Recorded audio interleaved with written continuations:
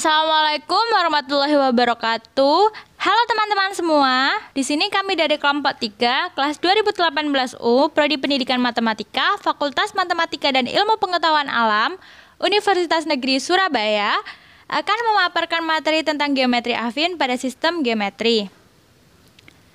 Tak kenal maka tak sayang. Nah, sebelum pemaparan materi, perkenalkan anggota-anggota kami. Ada Mayang Purbaningrum, Cecilia Mai Cahyaning, Citra Cahyaning Pertiwi, Fadil Septiawan Wahyu Laksana, dan Akila Firda Istinabila. Pada kesempatan kali ini, kami akan membahas tentang pokok pembahasan tertentu dari materi geometri affin, yaitu definisi 4.3, definisi 4.4, dan teorema 4.4. Yang pertama, saya akan menjelaskan mengenai definisi 4.3. Jadi, definisi 4.3 ini berbunyi bahwa inverse dari dilatasi segmen AB menjadi segmen A aksen B aksen ialah dilatasi segmen A aksen B aksen menjadi segmen AB. Nah, untuk lebih jelasnya, silakan perhatikan gambar berikut. Misal, kita mempunyai segmen AB yang terletak pada suatu garis. Sekarang kita akan mendilatasikan segmen AB ini. Nah, sebelum itu, apa yang dimaksud dengan dilatasi? Suatu dilatasi adalah suatu transformasi yang mentransformasikan setiap garis ke garis yang sejajar. Jadi, hasil dilatasi segmen AB adalah segmen A aksen B aksen yang terletak pada garis yang sejajar pada garis yang memuat segmen AB. Nah, bagaimana dengan inverse-nya? Seperti yang kita ketahui bahwa inverse merupakan kebalikan. Maka, inverse-nya merupakan dilatasi segmen A aksen B aksen menjadi segmen AB, seperti itu. Yang selanjutnya, penjelasan definisi 4.4. Pada penjelasan definisi 4.4 ini akan ada 6 bagian. Bagian pertama yaitu hasil kali 2 dilatasi ialah suatu dilatasi yang selanjutnya dilanjutkan dengan dilatasi lainnya. Penjelasan sebagai berikut. Misal, dilatasi segmen AB menjadi segmen A aksen B aksen adalah dilatasi yang pertama.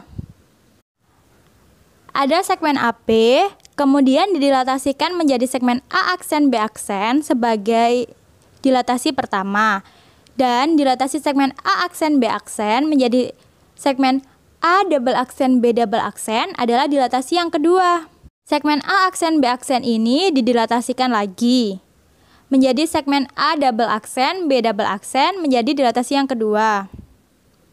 Hasil kali 2 dilatasi tersebut ialah dilatasi segmen AB menjadi segmen A double aksen, B double aksen, yaitu ketika dilatasi pertama yang dilanjutkan dilatasi kedua ini menghasilkan dilatasi baru, yaitu dilatasi dari segmen AB menjadi segmen A double aksen, B double aksen. Yang selanjutnya, bagian 2 definisi 4.4, yaitu hasil kali dilatasi dengan inverse-nya adalah identitas segmen AB menjadi segmen AB. Penjelasannya sebagai berikut. Misal, dilatasi pertama yaitu dilatasi segmen AB menjadi segmen A aksen B aksen. Ada segmen AB, kemudian didilatasikan menjadi segmen A aksen B aksen sebagai dilatasi yang pertama. Dilatasi kedua yaitu inverse-nya, dilatasi segmen A aksen B aksen menjadi segmen AB.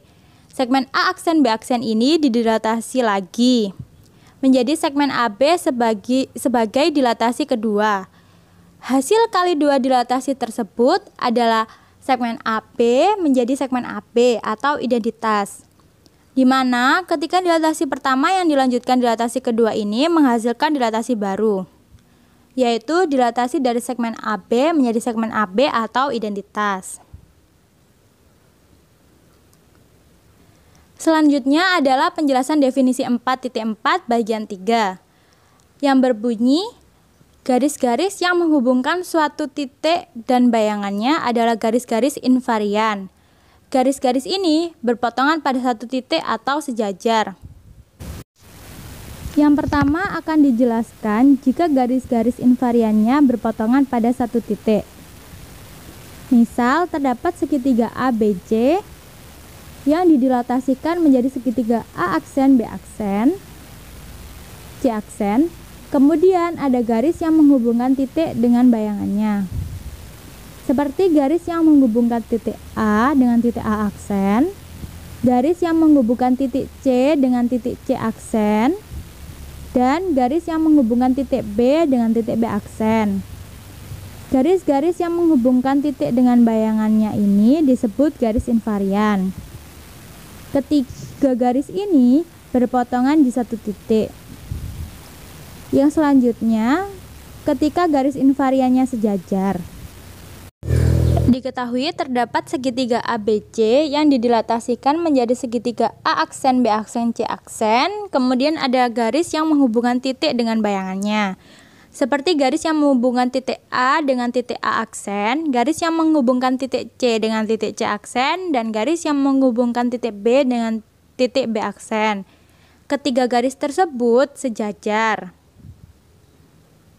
Berikutnya penjelasan definisi 4.4 bagian 4. Bagian 4 yaitu jika garis-garis yang menghubungkan titik dan bayangannya, yaitu yang menghubungkan dua titik yang berkorespondensi, berpotongan pada satu titik, dilatasi disebut dilatasi sentral. Titik potong garis-garis itu disebut titik pusat dilatasi O. Titik pusat dilatasi ini tunggal. Simak penjelasannya ya. Terdapat segitiga ABC yang didilatasikan menjadi segitiga A aksen, B aksen, C aksen. Kemudian ada garis yang menghubungkan titik dengan bayangannya. Seperti garis yang menghubungkan titik A dengan titik A aksen, garis yang menghubungkan titik C dengan titik C aksen, dan garis yang menghubungkan titik B dengan titik B aksen. Ketiga garis ini berpotongan di satu titik.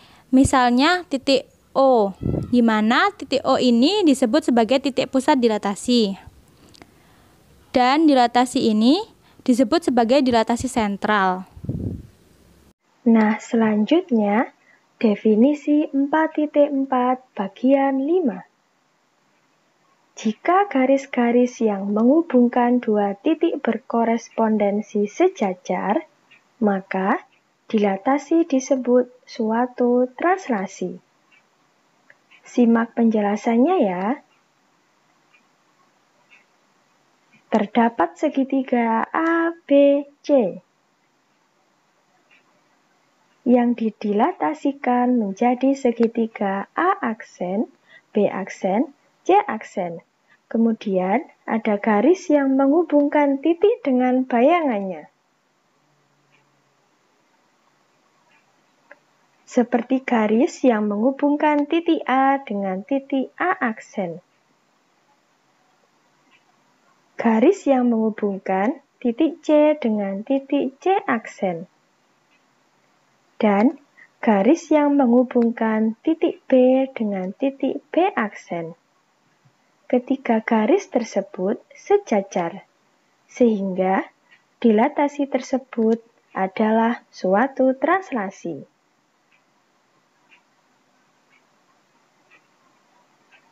Nah, kita akan bahas bagian terakhir dari definisi 4.4. Bagian 6. Jika pada translasi segmen AB ke segmen A aksen B aksen, AA aksen, B aksen B tidak berupa jajar genjang, maka dapat ditunjukkan jajar genjang lainnya. Simak penjelasan berikut ini ya. Terdapat titik A dan titik B.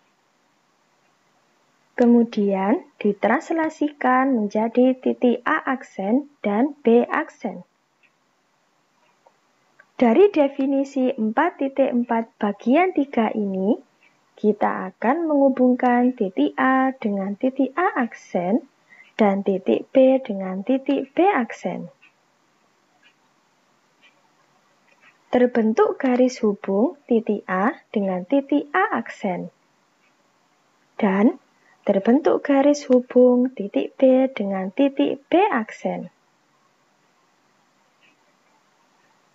Misal, translasi segmen AB ke segmen A aksen B aksen, sama dengan translasi segmen AC ke segmen A aksen C aksen.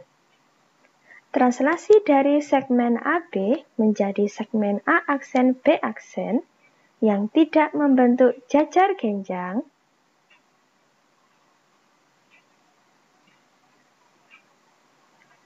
namun, translasi tersebut sama dengan translasi dari segmen AC menjadi segmen A aksen C aksen. Sehingga terbentuk AA aksen, CC aksen, suatu jajar genjang baru. Misal, translasi segmen AB ke segmen A aksen B aksen sama dengan segmen AD ke segmen A aksen D aksen. Translasi dari segmen AB menjadi segmen A aksen B aksen yang tidak membentuk jajar genjang.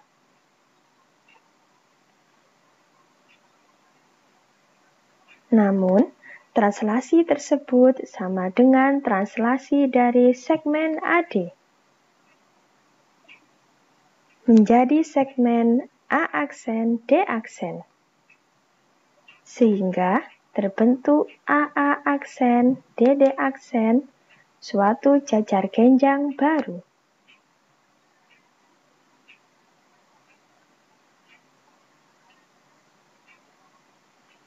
Yang terakhir, saya akan menjelaskan mengenai teorema 4.4.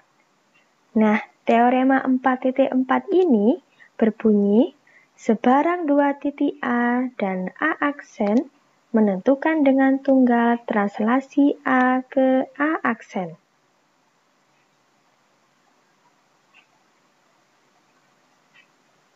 Nah, buktinya adalah sebagai berikut. Yang pertama, kita memiliki premis, yaitu diberikan dua titik A dan A aksen.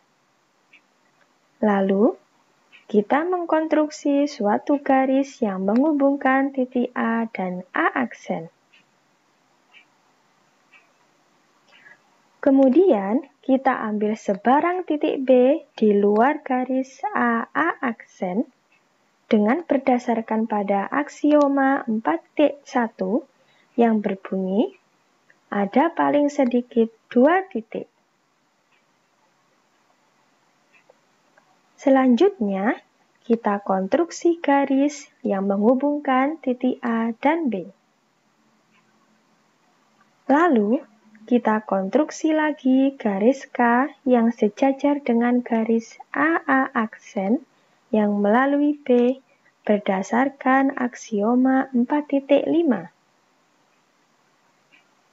Aksioma 4.5 berbunyi, untuk sebarang titik A dan sebarang garis R yang tidak melalui A, ada paling banyak satu garis melalui A dalam bidang AR yang tidak memotong R. Kemudian, kita konstruksi lagi garis L yang sejajar dengan garis AB dan melalui A aksen berdasarkan aksioma 4.5 yang berbunyi, untuk sebarang titik A dan sebarang garis R yang tidak melalui A, ada paling banyak satu garis melalui A dalam bidang AR yang tidak memotong R.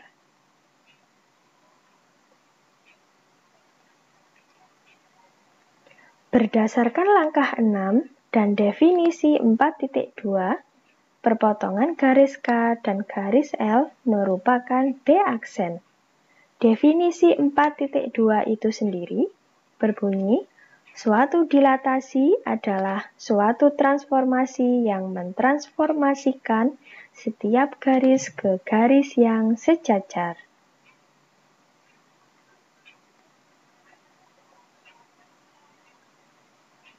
Nah, karena garis AB dan garis L sejajar, maka dilatasi dari titik B pada garis AB merupakan titik B aksen pada garis L. Lalu, akibat dari langkah 5 dan 6 diperoleh bahwa AA aksen, B aksen B merupakan bangun jajar genjang.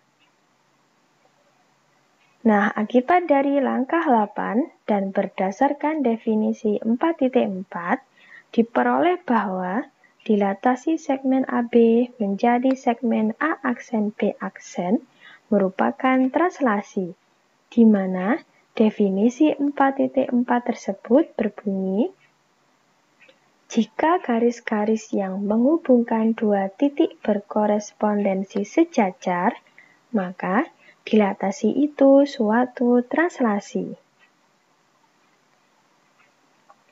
Berdasarkan teorema 4.3, diperoleh bahwa dilatasi segmen AB menjadi segmen A aksen B aksen adalah tunggal, di mana teorema 4.3 sendiri berbunyi, dua segmen yang diketahui segmen AB dan segmen A aksen B aksen pada garis-garis yang sejajar menentukan dengan tunggal suatu dilatasi segmen AB ke segmen A aksen B aksen.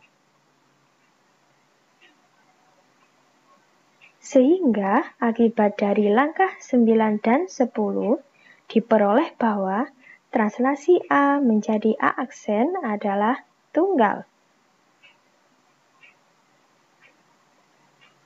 Terima kasih. Demikian pemaparan materi dari kami. Terima kasih atas perhatiannya. Mohon maaf apabila terdapat banyak kesalahan. Sekian. Wassalamualaikum warahmatullahi wabarakatuh.